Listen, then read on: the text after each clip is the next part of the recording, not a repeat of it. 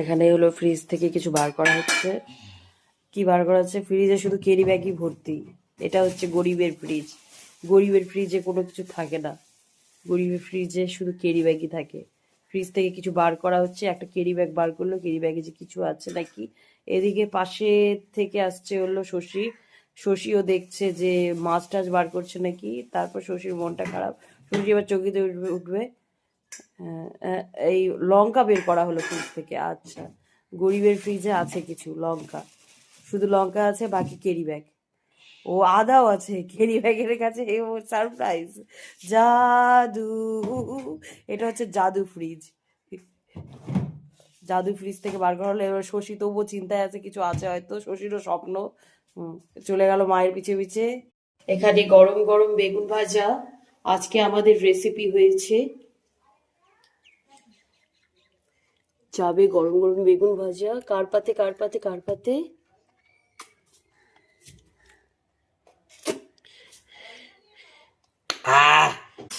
রান্না হচ্ছে আলু কপির ডালনা। দেখো আমি রান্না করছি, দেখো তো বন্ধুরা আমি রান্না করতে পারছি কিনা। দেখো তো হচ্ছে।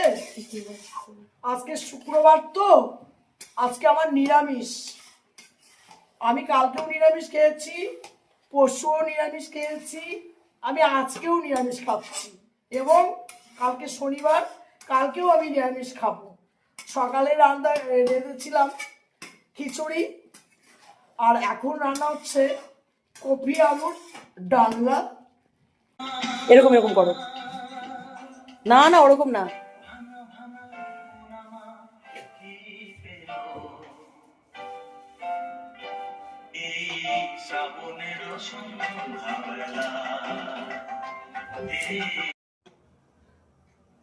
এই সাইডের রংটা ঠিক আছে? হুম। এটা হ্যাঁ ঠিক আছে। আর ওই কোণে হ্যাঁ সবই তো মনে হচ্ছে ঠিক আছে মোটামুটি, কিন্তু রান্নাঘরটা একটু বড় হলে খুব ভালো হতো মা। থাক, বাবু যেটা করে দিয়ে গেছে এরকমই থাক, এরকমই জীবন কাটা, আর কি করা যাবে বল। মা কি করতেছো?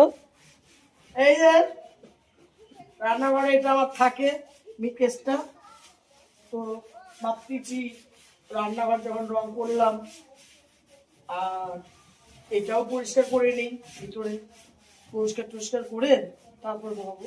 কেননা বন্ধুরা এইটা হলো, এইটার মধ্যে হলো সব মশলার কৌটা থাকে, তারপরে ডালের কৌটা থাকে, ধরো মানে রান্নার জিনিসপত্র থাকে। সব রান্নার জিনিসপত্র থাকে।